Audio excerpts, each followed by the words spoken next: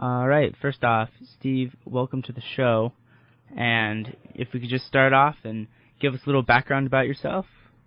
First, Amber, Tyler, thank you very much for interviewing me. Very nice for me to be here. I love CSU. It's my favorite campus. I visit 30 campuses, and CSU is the one I've been to the most now.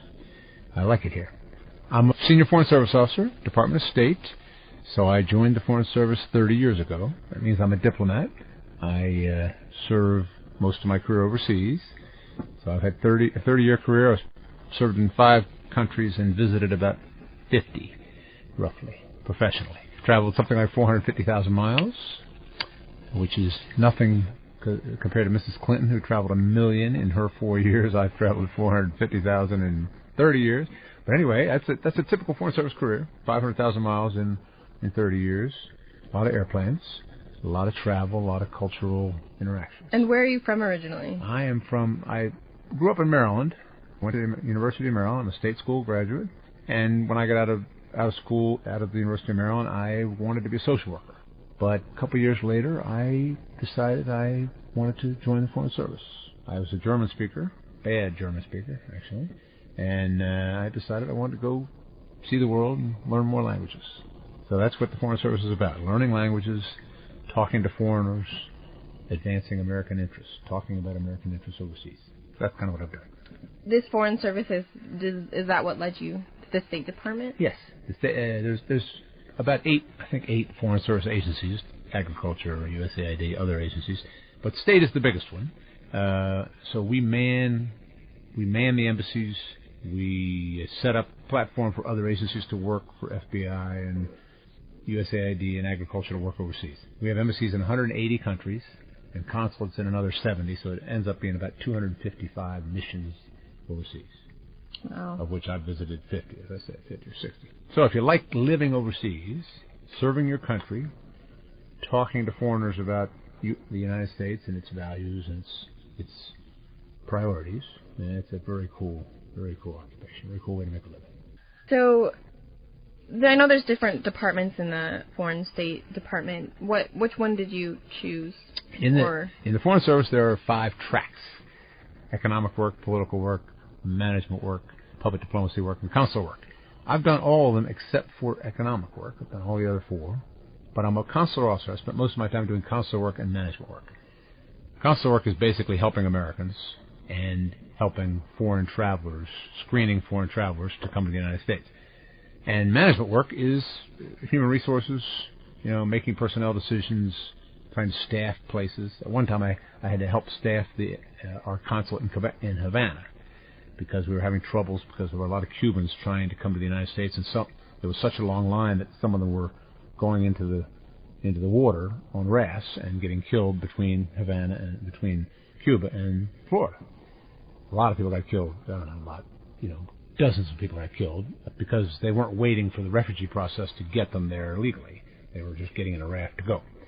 And so the Cuban government got excited about this, and I went down to Cuba several times to help set up a LISA building and hire more people and get a refugee processing regimen that was bigger. More people could process them more quickly so they wouldn't get on the rafts. So that's the kind of stuff I've done in the management field. But mostly I've helped Americans. There are 6 million Americans living overseas. And, I've served in Romania, Jordan, Israel, Hong Kong, and Pakistan. What was your different positions in these areas? Well, in the beginning, I was a refugee officer in Romania. So I was a brand new, like a private, like a lieutenant. And I was a refugee officer. So we interviewed Romanians who said that they were being persecuted in terms of religion or culture. And then the ones who were successfully made a refugee claim, we sent them to the United States. Then I went to Israel, and I did American services there. I helped the Americans who were in Israel. And then I went to Jordan, and I was the consular chief. And then I went to Hong Kong, and I was the Consul General. And then I went to Islamabad, and I was again the Consul General. So I've had different functions, but I've also worked back in Washington more than 10 years and done various management jobs. I was a management analyst at one time. It's a career where you do a lot of different things, but you do pick a track. You decide to be a political officer, you decide to be a management officer, or you decide to be a consular officer. and you pick that track, and you spend a lot of your time in doing that work. Though you can move around into other things as well, like I have. So tell us more about your career in Romania and what you did over there. I was a refugee officer, so there were people there. This was 1981, so the Berlin Wall was still up, and the communists were still in charge in, 16 countries, whatever. So it was a nasty time. They didn't have any food, basically. So when we went to the foreign ministry for meetings, the foreign ministry would always ask, the officers who were hosting us would say, would you mind bringing some coffee with you? Because they didn't have any coffee. So we would put coffee in little plastic bags and take it with us to the meeting. That's basically how we were welcomed into the foreign ministry, because we were carrying coffee with us. It was a nasty time. They had rolling blackouts. They had lots of problems. The government of Romania was already falling apart in 1981. So it took them another 8 years to fully decompose. They were having troubles in 1981.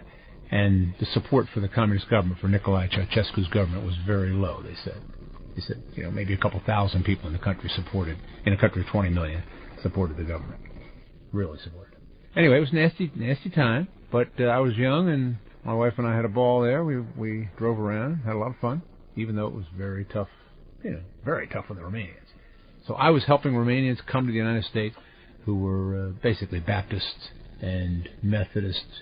They were Christian. They were persecuted because of their Christian faith, basically, in Romania. So they sought refugee in America? They did, and they're here. A couple of them are doctors in Philadelphia now. I know one of them is a surgeon, a retired surgeon now. Yeah, they came to the United States. I probably processed, I don't know, 5,000 people in 2 years or something. And each one you had to interview and talk to them and hear their story and write it down, and type it up. And then at that time we had INS, was really they're the people that decided refugee status. So we just recommended to the Immigration Service that Joe Blow, Joe Iliescu got a refugee status in the United States. And generally, they took our recommendations because we were interviewing them. And we talked. That's what we did. Some people did not have a good claim to refugee status, so they weren't being persecuted. So that was difficult. We had to sift through their story and decide who was really being persecuted and who was not. Do you remember any specific story that stays with you? Oh, I remember a family the family's now in Philadelphia, the family I was talking about. They were about 5 of them, and 2 doctors. He was a heart surgeon, and she was some kind of a pediatric doctor, I think. And then they had 3 kids. And they went to the United States. Oh, yeah, they were being followed around, and people were watching them all the time. This was 1981, that's a long time ago. And they knew lots of other people in their church and in their group who were being followed by the secret police. I don't know how much they were beaten up or hurt, but they were definitely watched, and they couldn't get promotions in the hospital. They weren't Communist Party members. It was a difficult time for them. They could not have a real life in Romania, so they wanted to go to Philly. They had friends in Philadelphia, and eventually they got to Philadelphia. I helped lots of people like that. It was hard to know, though. Somebody could come in and tell a wild lie and get refugee status. They could aspire to get refugee status based on a wild lie. So we had to hear their story, and you had to ask them several times in different ways to try to make sure that the story was real. Interesting. Beautiful country, but the communist government had really ruined it. And what year did you leave them? I left them in '83, so that was 6 years before the fall of the wall. Okay. Romania was a mess the whole time I was there, and was a mess up until the fall of the wall. They had lots of resources, agriculture and fuel. They had oil, but that didn't change the fact that the communist government had basically ruined the economy. So now they're still recovering after 25 years. Wow. After the fall of the wall. Yeah. It's still not an economic success story yet, as far as I know. Now, what would you say are some of your opinions on some of the conflicts that we do see in the Middle East? Well, needless to say, I'm not a political scientist, but I am a diplomat who's lived overseas in the Middle East 7 years, visited Cairo numerous times, and then I lived a year in Islamabad. So I have a view about all this stuff. I'm not an expert at it, but I can say that I had a lot of sympathy. In the Middle East, the Israeli-Palestinian issue is very difficult. It's not something we can solve in 10 minutes. And we have diplomats working on this day and night. The U.S. diplomats, Israeli diplomats, Palestinian diplomats. The current administration, like all past administrations, would love to see a solution to this problem.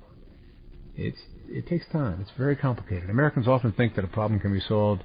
You write down the solution, you go implement the solution, and you resolve it. But this is a problem that, it's got long antecedent and not easy. My view after leaving there is that the problem is very complicated and won't be solved overnight, but that we obviously have to keep pushing for a solution. Clearly. And has that changed from before you were there, or what exactly on the people or solutions that you could propose, I guess? I would say, no, I wouldn't presume to propose a solution. Obviously, direct negotiations between the parties is very important to us, and that's been hard to get because the parties they have grievances against one another and they don't want to talk directly. But I think the time's coming when they'll have to. There's a demographic problem in the Middle East, and that demographic problem is going to cause, a conversation. South Asia is much different. When I went to Pakistan, much different. India and Pakistan have some very hard feelings toward one another. Judging coming from 1947, when Pakistan was pulled out of the Indian colony. So Pakistan is a very interesting place, and they live next to the Indian subcontinent. And how long were you there for? I was there a year and a quarter. And that's when you were Consul General. Yep. Fascinating place. I had a great time there. I spent a lot of time wandering around and going to mosques in Islamabad and Peshawar and Lahore and Karachi. I had responsibility for all the 4 big cities in Pakistan because I had people working for me in all 4 of the cities. Pakistan, again, it's a massive country, 190 million people, and it's, I don't know what it is, 1/10 the size of the United States. It's a big 1/8 the size of the United States. So it's a lot. It's very populated, and a lot of different ethnic groups, several different religions, several different sects of Islam. So it's a complicated place. But I loved it there. The Pakistanis were very gracious to me, very friendly. They often don't like American policy, particularly in Afghanistan, but they do like Americans, and they do like the American ideals and the education system. They're very attracted to coming to the United States to educate their kids in college. And many people are attracted to coming here to live. So even though they're Pakistanis, they find a lot in America that they find appealing. So in Israel and Jordan and, I guess, South Asia, Islamabad and Pakistan, what was kind of your role in resolving conflicts that you came about, or that came about in culture and politics and things like that? And yeah, I had different roles. Now, when I was in Israel, I was a mid-level officer, and I was responsible for Americans in Israel. There were about, it was a lot. I think it was 60,000 Americans in Israel at that time. Many settlers in the West Bank. They're businessmen, they're students, there's yeshiva students, a lot of Americans there. I was there during the first Gulf War. And so when Saddam Hussein started lobbing missiles into Israel, I think he lobbed 40 into Israel while we were there, people got excited, and we started helping Americans leave. I don't know how many left, but something 20 or 30,000. Almost half of the Americans in Israel at that time, in 1990, left. And we helped them. We basically ran a big travel agency where we helped them get plane reservations and get out. And then some of them were very scared, frantically scared. For the days after the first Scud attacks in Tel Aviv, there were no restaurants open at all. The Israelis were scared, no surprise, and the Tel Avivis closed all the restaurants. So I went out the day after the first Scud attack and looked for lunch, and there was no lunch to be had. No restaurants were open. So we went and rattled on a cage of a falafel place that we knew, and the guy came to the window and said, "I'm not coming down there. We're scared. Saddam Hussein's going to bomb us." And we yelled up there, "No, he's not going to bomb you in the daytime. He's probably going to bomb at night. You can come down and make some money and sell us sandwiches and make your daily bread." He said, "No, I'm not coming." But his wife came to the window, and she said, "Yitzhak, the guy's right. There's 20 shekels down there. Go down and make lunch for these guys." So anyway, eventually he came down. He was angry at me because I had rattled the cage and got his wife into it. Anyway, I said, "We got 4 people here. This is going to be 20 shekels. So he got his 20 shekels, and he cursed me, basically. He didn't like what I'd done. And I said to the wife was standing nearby, I said to the wife, "Tomorrow I'm going to bring 8 people, maybe 40 shekels. Tell your husband to open the place up tomorrow at noon." She said, "Yitzhak, he's right. We'll open up at noon." So anyway, she yelled at the husband, and the next day we came with 8 people. So pretty soon the whole embassy was coming to this falafel stand, basically, to eat. And he was angry about this because he wanted to stay. He was scared. I said to him several times, Saddam is not going to bomb you in the daylight. You know, anybody can see that if he shoots a Scud in the daylight, the U.S. military sees where he shoots it from, and they go after the launcher. If he shoots it at night, he can hide better.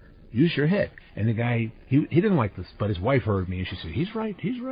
You go down there and make the money. So anyway, we kept giving him business until finally one of his neighbors opened up, finally. So we basically opened up the restaurants just by rattling the cages. That was Tel Aviv in 1990. It was a scary time. But after 45 days, whatever, we had the air war. We went into Iraq and with the planes, and then the Scuds stopped coming. So then this was about 45 days long. I think our families had to leave for 45 days or 50 days, and then they came back. So in Israel, I was helping Americans. That was a long way to say I was trying to help them get out of Israel. I also helped Americans who were there, who were having various problems with the Israeli military and other issues. There are 6 million Americans living overseas. So much of my career I've spent helping those Americans with sometimes spouse abuse, sometimes runaway kids, sometimes somebody goes to a hospital and a doctor mistreats them, lots of different issues. So we sort of act as advocates of Americans overseas. In Islamabad, I was a boss then. By that time, I was a Consul General, and I didn't do the same kind of stuff. I spent a lot of time really going around to Pakistani colleges and high schools to talk about America, talk about our relationship with Pakistan. So I was sort of doing public diplomacy then. It was fascinating. Pakistanis, like I said, they hate our policies in Afghanistan or our relationship with India maybe, but they love America. They love America's values. They love American education. They love American media even, which I had to tell them I differed. My opinion was a little different from them. They think pop culture. Yeah, they think the pop culture is great. I had to tell them that most Americans are not really Bruce Willis or Madonna. This is not representative of our culture. Anyway, it was interesting talking to Pakistani college kids about America because their impressions are, Thomas Jefferson, Bruce Willis, Arnold Schwarzenegger, Madonna, sort of in that order. And I had to tell them, well, I know a lot about Thomas Jefferson, but I don't think Bruce Willis represents our country. So anyway, interesting.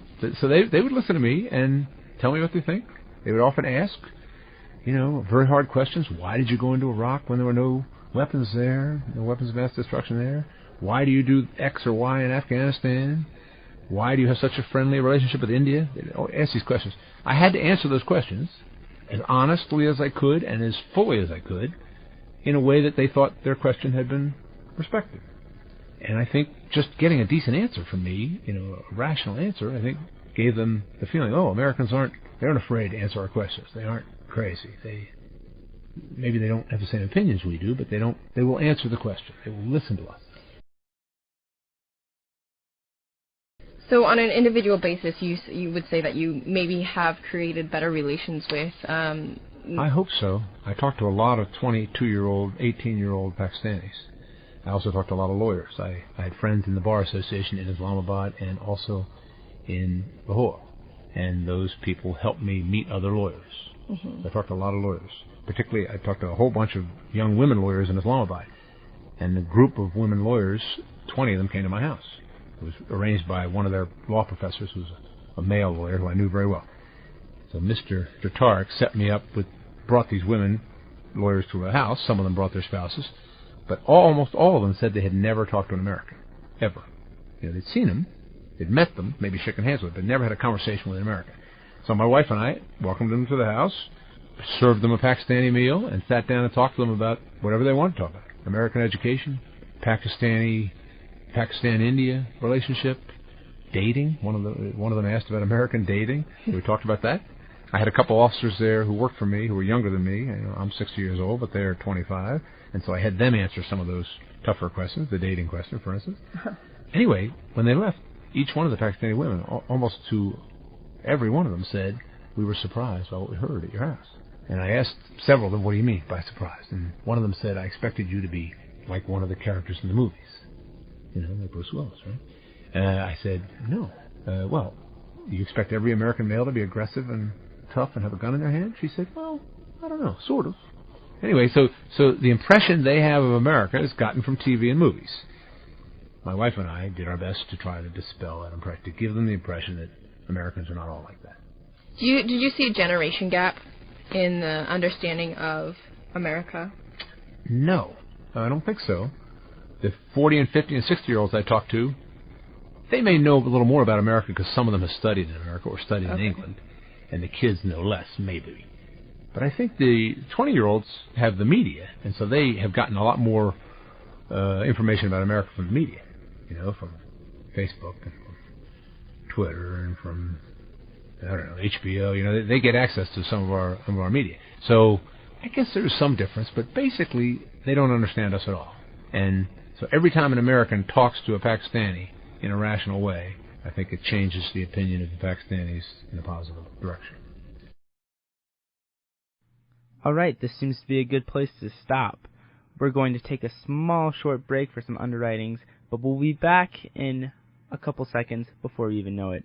So stay tuned and don't touch that dial. All right, welcome back. If you'll remember, we are interviewing Steve Maloney, Consul General to Islamabad, and we are talking today about his experiences in the Middle East, his travels, and what he does as a Foreign Service officer. You are currently the Consul General. How do you get to the position of Consul General? What does the ranking system look like? Okay, well, it's you get a title based on the position you have. So I'm all the time I'm a Foreign Service officer. All the time I'm a senior Foreign Service officer because I've made that level. But I'm not always a Consul General. I could take a job as the head of the Cuba desk in Washington, or I could take a job as head of the science office in Washington, or I could take a job in, say, I decided to do a sort of an out of my area assignment and become a public diplomacy officer in Abu Dhabi. I'm a Foreign Service officer, so I can do all those things. But in general, I'm a consular officer, and I'm attracted to my consular track, so I will probably go out again and be a Consul General somewhere. That means I will run. So I'm a senior Foreign Service officer. There's people above me, some of whom are ambassadors, some of whom are deputy chiefs of mission, so the number 2 guy in an overseas mission. But those are the people above me. And then below me are officers that work for me or work for somebody else who's a section chief. So in an embassy, you'll have an ambassador and then a deputy chief of mission, and then you have a bunch of department chiefs, political section chief, economic section chief, public diplomacy chief, consular chief. So I'm the consular chief. I'm the Consul General. I'm a little different in some ways because often I have countrywide responsibility, whereas some of the others don't. So I have to go, in Pakistan, I had responsibility in 3 other cities for officers who work for me in those cities. But that's the only difference, really. The political chief and the economic chief and me, we're peers. We're equals. And every Monday morning there's a thing called country team, where you go and the ambassador asks what's going on and what your opinion is about this or that, and you're all around the table. It's the ambassador and his deputy, and then everybody else is pretty much equal. They're the section chiefs. So that's kind of how it works. I could aspire to be an ambassador or a deputy chief of mission. I just had to put my name into a process, and people do it if they're interested, and they don't do it if they're not. Depends on where they want to serve, because often if you want to be a boss, an ambassador, deputy chief of mission, you aspire to a place that is, maybe less attractive to some people. A small South American post, or a small African post, or a small Middle Eastern post. But it depends. Depends on your priorities and what you want to do. I was happy to be in Islamabad, very happy, and I got there and I realized how interesting a place it was. I would have liked to have stayed another year, but when I went, people were saying how dangerous it was, and I should only bid on a 1-year job. In the end, I think I would have been very happy to stay there for 2 years or 3.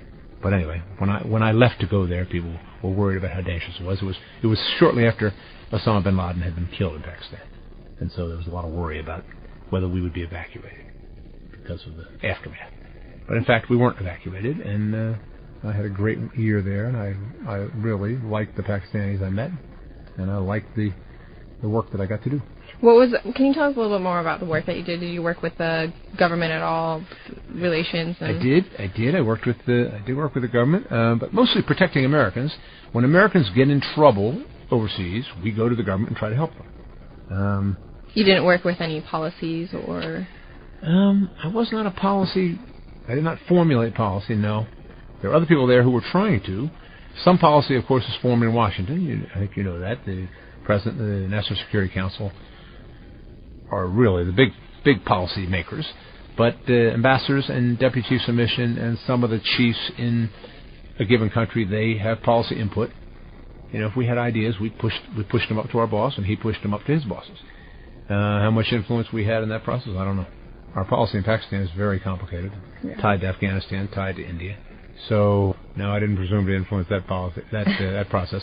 But in some countries you do. In Jordan and other places, we had ideas, we pushed them up to our bosses. So it kind of depends on the country and how much the National Security Council has taken hold of an issue. In some countries, the National Security Council does not take a part. You know, if you're in Croatia and you're the deputy chief of mission, you're much more likely to have a policy input on our relations with Croatia than if you're in Pakistan or China, because the National Security Council really takes a very strong interest in those countries. So it depends on what country you're in. So you're not sure if any of your ideas got... I know that when I was in Israel, we were talking about a group of Americans who were in Israel, and they were very high profile. They were Americans who had gone to Israel, pretended to be tourists, and ended up being refugees. Several thousand Americans.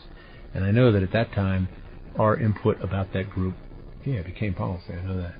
But that was, that's not the Arab-Israeli peace process. It's a U.S. policy towards this group of Americans in southern Israel. So it depends on the issue. A political chief will have more influence on policy, but it depends on the country. Sometimes they have no influence at all. Sometimes in Washington, the policy is made, and nobody cares what the input is from the field. Or at least they don't pay much attention to it. But other times, other countries, the input is very valued. It kind of depends. It kind of depends on how many people in Washington are involved in an issue, and whether the people who they're going to get their information. To get the information. All right. So exactly what involvement does the Foreign Service have with science? Since at its core, this is a science show. Well, science is not our core mission, but that said, we have a science bureau in Washington, and it's called the Office of Environment and Science, I believe is the proper title. OES we call it, and they deal with every possible permutation of science policy, law of the sea, Antarctic issues. Many countries have claims in the Antarctic, and we talk about those all the time. Fishing rights in the North Atlantic, AIDS policies across the world, how we deal with HIV, where we invest our money to try to attack the AIDS epidemic, when avian flu, when various flus are an issue in East Asia, we follow that, and what Americans should do, how we should, whether we help the Chinese, do we offer them information, do we offer them medical help, do we just tell Americans what or what not to do, where or where not to travel. So we do a lot of things that have to do with science. We also have science officers in, I'm guessing now, something like 35 or 40 embassies. And that science officer is a full-time job, and he follows, for instance, in Romania we had a science officer, and he followed science issues in Romania. In Beijing we have a number of science officers, and they follow, pollution issues, climate change, avian flu. So, and they try to tell the U.S. government how we ought to react to what the Chinese are doing, what advice we should give the Chinese, whether the Chinese will welcome our advice. So those science officers are very influential in every embassy. The ambassador always has them nearby, and he goes to them and says, "Okay, this is what they say about avian flu. What do we do?" So they're kind of the experts that they go to. They are. Sometimes they're guys with a real science background, PhDs in chemistry, physics, whatever, and other times they're Foreign Service officers who have an interest in science, that have worked on it, but do not have an academic background. So it depends. But they get involved in that. They get involved, and they become more expert as they go. So this bureau in Washington, I'm guessing now, I don't know how many people are in the bureau, maybe 100? So they deal with these science issues and sort of act as the research base, and then the officers out in the 40 embassies impact policy on science issues in the field. And so there are some officers Foreign Service officers who come back to Washington, they go nowhere but that science bureau. They won't go to the Cuba desk, they won't go to the France desk, they go right to OES, and they work science issues, and then they go back out to the field. So some people really, There are officers in the State Department who basically do science issues all the time, even though that's not what that's not the track they're in. There's no track that says science, but they spend their time. They're political or economic or consular officers who deal with science all the time. What area of science is it important to work in? Well, definitely in the flu research and the flu area. Every time we deal with avian flu or a different strain of bird flu in East Asia, we have to know, because we have Americans traveling there. We have thousands of Americans traveling to East Asia every day. So we have to know what to tell them. So yes, there are people that are CDC. CDC is also in several embassies, Beijing for sure, and in Guangzhou. So there are 2 places in China, and they interact with our science officers, and they also tell us what CDC thinks travelers should do. So we when there's an epidemic, we definitely go right to CDC and say, okay, what do you think we should do? And we interact with them. And sometimes we have an honest exchange of views. They don't always have all the information. So we're talking to the Chinese diplomats, so we hear things.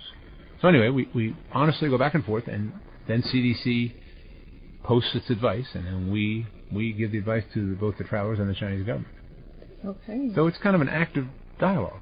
There are a lot of players: the Chinese government, CDC, Centers for Disease Control, U.S. science officers in embassies, political officers in embassies, the ambassador. So it's very interesting. It's science is important to us, no question. Well, I guess, just for all of our listeners who may be interested in what you do, how would you recommend somebody get more involved in, becoming a Foreign Service officer? What I would say is that anybody who's interested in the world, anybody who's interested in languages, anybody who is interested in talking to foreigners and talking to them about American values and American priorities, should consider the State Department as a possible employer. For more information, you can go to careers.state.gov, careers.state.gov, and that's the website that talks about how you become a civil service employee with the State Department or a Foreign Service officer with the State Department. We want people of all ethnic groups, both genders, all states to apply for jobs in the Foreign Service and jobs with the State Department, because we want a civil service and foreign service that represent America. So if you're interested, please go to careers.state.gov for more information. All right. Thank you, Mr. Maloney, for being here with us today. Thank you so much. You're welcome. A lot of fun for me. It's been a pleasure. Yeah, it's been a pleasure.